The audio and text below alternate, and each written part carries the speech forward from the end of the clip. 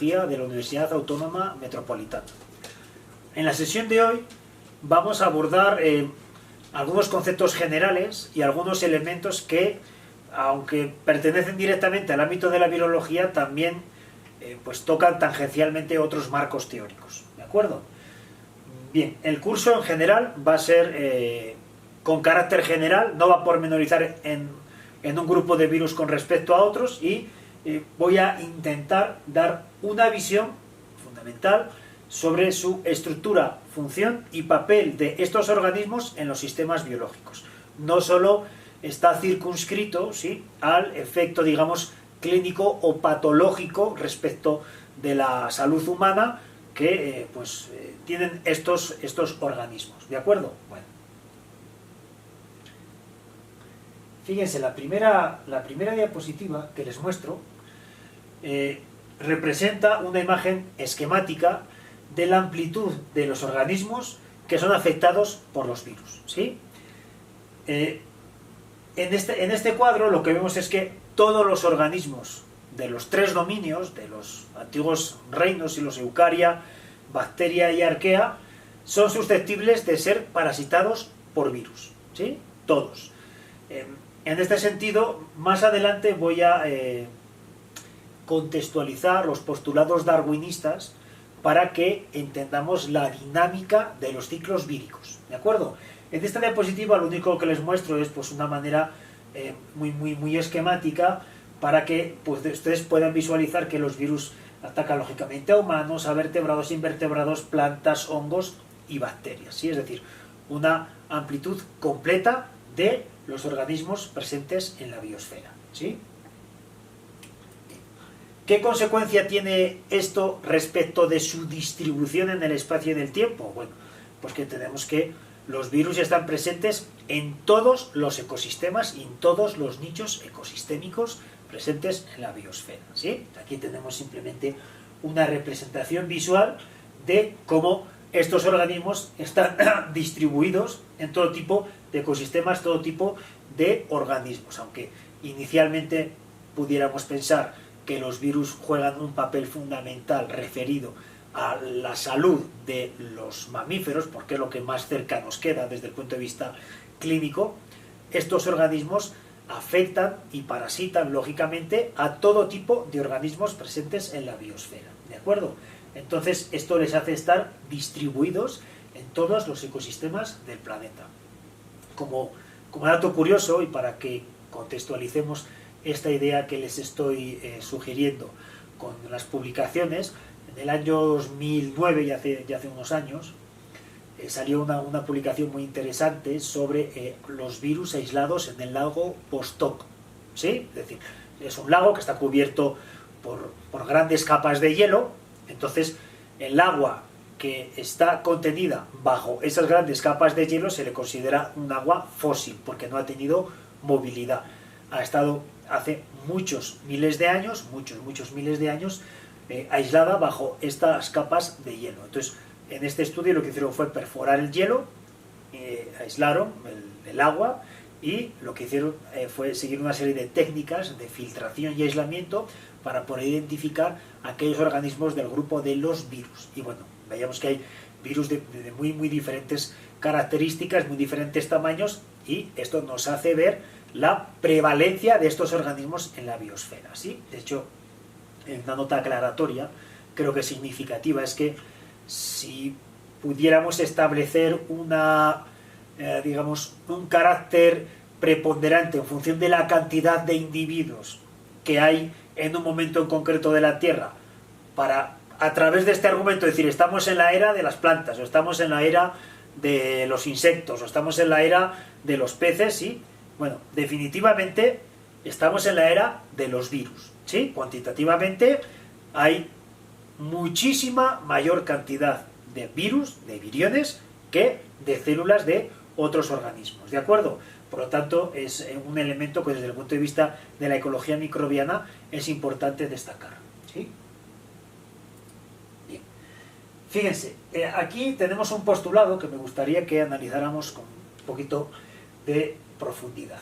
¿Sí? Bueno, fíjense lo que dice. La presencia de los virus es obvio en aquellos organismos que padecen una enfermedad, es decir, que manifiestan un cuadro clínico como consecuencia de esa interacción entre el patógeno y el hospedador. Sin embargo, hay muchos organismos que se muestran saludables y otros, a pesar de que tienen contenidos virus, no manifiestan ningún tipo de sintomatología. Mantienen a estos virus en estado quiescente, en estado latente. ¿Por qué? Porque son organismos que forman parte del ciclo viral, pero que no tienen como función generar nuevos viriones, sino transmitir la enfermedad a potenciales nuevos hospedadores. ¿De acuerdo? De este tipo de virus los vamos a ver a lo largo del curso, ¿no? Por ejemplo, uno muy nombrado puede ser el virus del dengue, ¿de acuerdo? Que se transmite a partir de mosquitos. Entonces los mosquitos, a pesar de que contienen el virus y está albergado en su organismo, no manifiestan un cuadro clínico en ese sentido y solo fungen como carácter transmisor del patógeno. ¿De acuerdo? Bien. Otro elemento interesante, fíjense, dice que adicionalmente los genomas de los organismos contienen remanentes de antiguos virus. ¿Sí?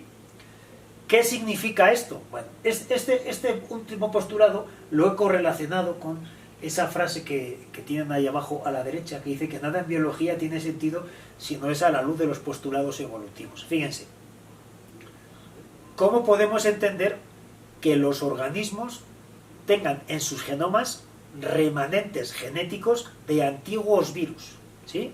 Esto hay que entender de la siguiente manera, aunque luego volveré al final del curso con el origen de los virus, virus emergentes y radiaciones adaptativas potenciales en los virus. Es importante que entiendan que el objetivo de un virus es exactamente el mismo que cualquier organismo en la Tierra, es decir, busca reproducir su información y distribuirla en el espacio y el tiempo, es decir, distribuirse, expandirse en el espacio y por lo tanto lograr ese mantenimiento de la información en el tiempo. ¿Sí?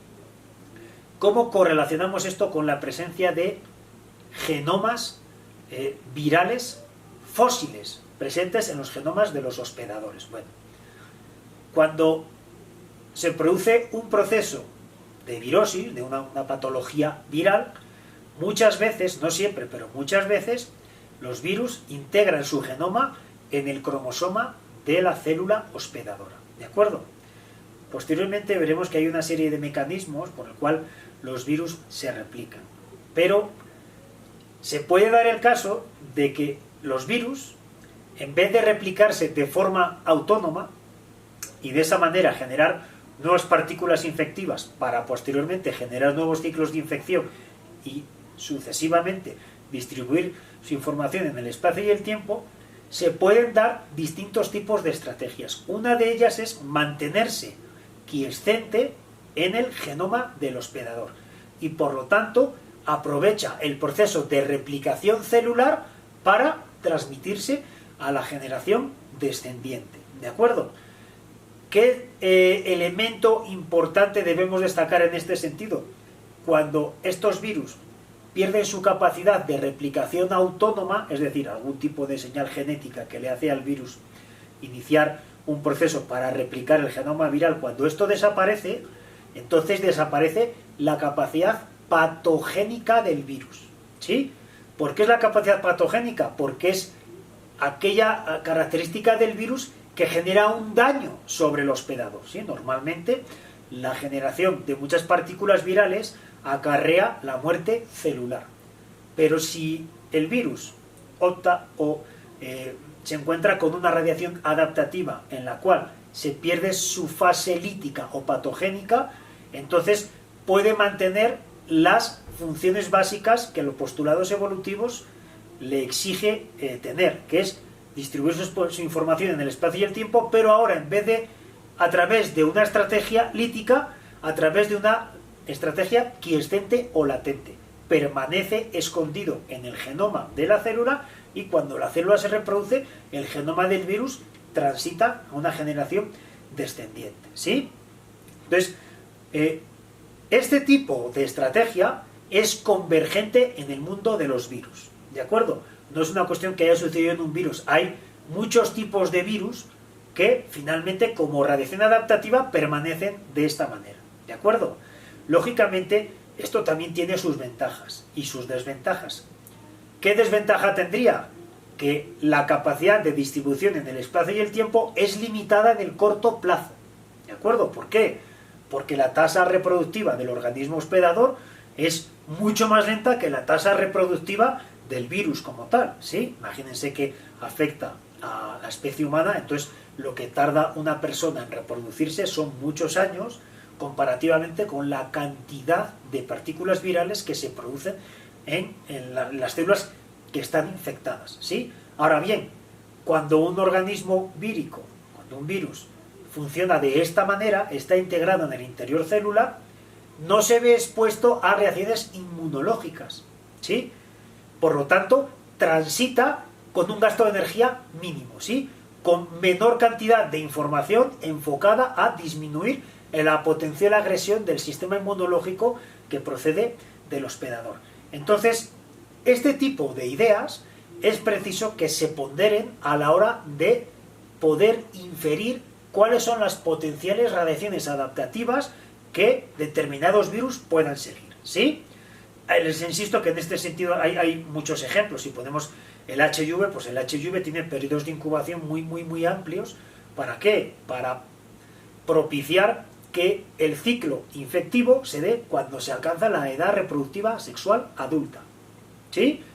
Si tenemos ciclos cortos, entonces el organismo muere antes de poder reproducirse y con eso también se interrumpen los ciclos víricos. Si por el contrario vemos filovirus del tipo ébola, entonces tenemos explosiones de ciclos víricos que acaban rápidamente con la vida del individuo, pero que de la misma manera hacen que la cantidad de tiempo que ese tipo de enfermedad está presente en el ambiente sean cortos, ¿sí? Entonces, bueno, este tipo de ideas las vamos a ir recordando a lo largo del curso, ¿de acuerdo? Bien, esta idea creo que es bastante interesante, siempre enfocar el funcionamiento y la dinámica de los sistemas biológicos a los postulados evolutivos, ¿sí? Bueno.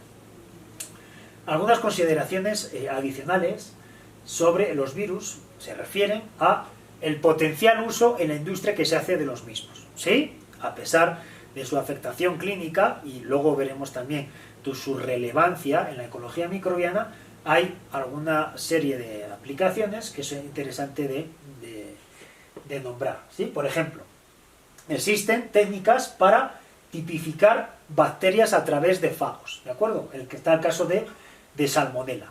¿Cómo se hace esto? Fíjense, si tenemos un cultivo en placa y le adicionamos fagos, si le adicionamos un fago que es específico de Salmonella, esta relación de especificidad entre el fago y Salmonella nos ayuda a tipificar el tipo de bacteria que tenemos en la placa, ¿sí? Acuérdense que las interacciones entre virus y célula se realizan a través de proteínas que se reconocen específicamente. El virus va a producir una proteína que es reconocida por un receptor de la célula, ¿de acuerdo? Una proteína que expresa esa célula. Ese reconocimiento específico nos ayuda a tipificar, es decir, a identificar taxonómicamente la bacteria que está siendo atacada por el fago.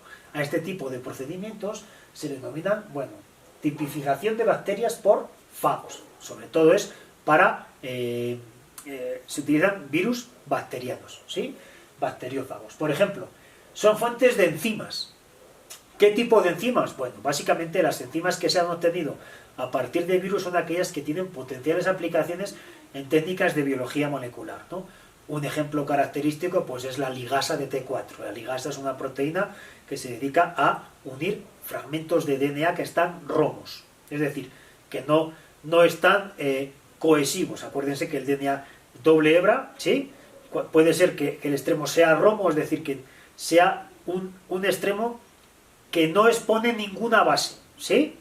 Hay veces que las dobles hebras pueden tener un fragmentito en cadena sencilla. Entonces, cuando esa cadena sencilla es complementaria con otra hebra cadena sencilla, por complementariedad de bases, entonces se produce la unión de esas dos moléculas de DNA. Lo que hace la ligasa es facilitar esa unión en extremos romos, ¿sí? Entonces, como fuente de enzima. también se utilizan como pesticidas. Fíjense, una cosa interesante, particularmente se han utilizado el baculovirus, ¿sí? Y el virus del mixoma. Particularmente el virus del mixoma fue para controlar poblaciones de conejos. Entonces, bueno, pues es otra técnica, otra aplicación interesante del uso de los virus. ¿Qué más? Fíjense, se utiliza como agente antibacterial. Bien, esta aplicación es especialmente relevante, a veces lo van a encontrar en los libros como fagoterapia, ¿sí? Normalmente las enfermedades bacterianas que afectan a mamíferos se tratan con antibióticos desde el punto de vista clínico, ¿sí? Pero ¿qué es lo que sucede? Que muchas veces el tratamiento basado en antibióticos no se hace basado en la evidencia, es decir, no se sabe qué bacteria hay y tampoco se sabe si ese antibiótico va a tener una efectividad suficiente como para frenar ese crecimiento, esa sepsis bacteriana, ¿de acuerdo?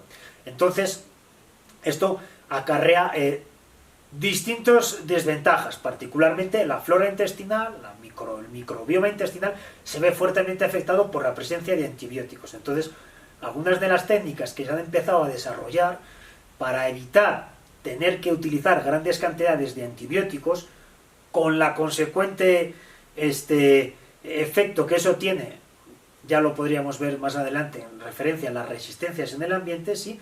Se trata de usar fagos, es decir, los fagos afectan específicamente a determinados grupos de bacterias. Entonces, no tienen efecto sobre otras bacterias y no tienen efecto sobre la fisiología del organismo que recibe esos fagos. Entonces, este tipo de técnicas, que les insisto, a veces en los libros lo van a encontrar como fagoterapia, se han empezado a desarrollar y son, pues bueno, muy relevantes, ¿sí? Por ejemplo, también se han utilizado o se están utilizando como agentes anticáncer, ¿sí? Bien, ¿cómo puede ser que un virus se utilice como un agente anticáncer? Bien, los virus se utilizan como elementos o agentes de distribución de información genética, ¿de acuerdo? El virus previamente se modifica genéticamente y ello le permite al investigador hacer interaccionar ese fago con un tipo de células en particular. Por ejemplo, si las células del cáncer exhiben determinados tipos de receptores, puede haber virus que se unan específicamente a ese tipo de receptores y a través de esa unión se puede inyectar determinado material genético para propiciar, por ejemplo, la apoptosis, es decir, la muerte celular de aquellas células que forman parte de un tejido con crecimiento cancerígeno o tumoral, ¿sí? Es una de las aplicaciones más vanguardistas de los virus y que, bueno, son de especial relevancia, ¿sí? También tenemos, por ejemplo, la producción de proteínas a través de vectores basados en virus, ¿sí? Si, lo mismo que podemos transformar células de tejidos animales, por ejemplo, de tejidos humanos, como veíamos antes en técnicas anticáncer, también podemos modificar o transformar células presentes en otros organismos. ¿Y cómo lo hacemos? A través de virus. Los virus tienen, ya lo veremos internamente, un material nucleico que puede ser bien lineal o bien circular, pero que cuando este material nucleico se integra en la célula, se ingresa a la célula, entonces empieza a funcionar. Si tiene la información para producir una proteína, puede ser de interés farmacéutico, de interés biotecnológico, ¿sí? Entonces, ¿qué es lo que hacemos? Utilizamos a las células como factorías de producción de la proteína de interés, ¿sí? Entonces, esto que se hace con bacterias y con otros organismos, también se hace a través de la utilización de los virus, ¿sí? Y finalmente, pues también tenemos los virus para el tratamiento de enfermedades genéticas. Es decir, es el mismo principio que la utilización de los virus para como agentes anticancerígenos, solo que para la terapia génica es un poquito más complicado porque las enfermedades genéticas no están circunscritas a un tipo de tejido, ¿sí? Están distribuidas por lo general en todas las células del organismo. Ahora bien, solo un sector concreto de las células que están expresando ese gen son las causantes del cuadro clínico de una enfermedad genética rara. Entonces, lo que hay que hacer es diseñar el virus para que integre esa información en aquellas células que tienen que modificar su red genética, ¿sí? Es el principio de la terapia génica, que es específica para la persona y que se deben utilizar virus específicos para que interaccionen con las células que están funcionando mal. Pueden ser de tejido nervioso, de tejido hepático, de tejido renal, ¿sí? Puede ser de muy diversa índole, ¿sí? Bueno. Fíjense. Hasta aquí hemos visto una serie de características generales y quería continuar con la definición de virus. En este caso, pues bueno, es una definición, hay muchas definiciones, pero esta me parece que es propicia, es adecuada para el contenido del curso. Fíjense, en este caso hablamos de un virus como un agente infeccioso que lógicamente es microscopio, es preciso utilizar un microscopio electrónico de transmisión para poder visualizarlo, que requiere una célula necesariamente para poder replicarse, por lo tanto actúa como parásito obligado, ¿sí? Y desde el punto de vista estructural, pues bueno, todos los virus tienen una serie de ácidos nucleicos, bien DNA o bien de RNA, y finalmente todos los virus tienen su ácido nucleico rodeado por una coraza de proteínas, ¿de acuerdo? Entonces, bueno, aquí tenemos una fotografía con el microscopio electrónico de transmisión donde podemos visualizar el virión de uno de estos organismos, ¿de acuerdo? Bien. Y finalmente quiero dejar aquí este primer vídeo y posteriormente me voy a extender sobre este concepto, ¿sí? Sobre si están los virus vivos, porque tiene muchas implicaciones desde el punto de vista de su ciclo biológico y de su impacto en los organismos.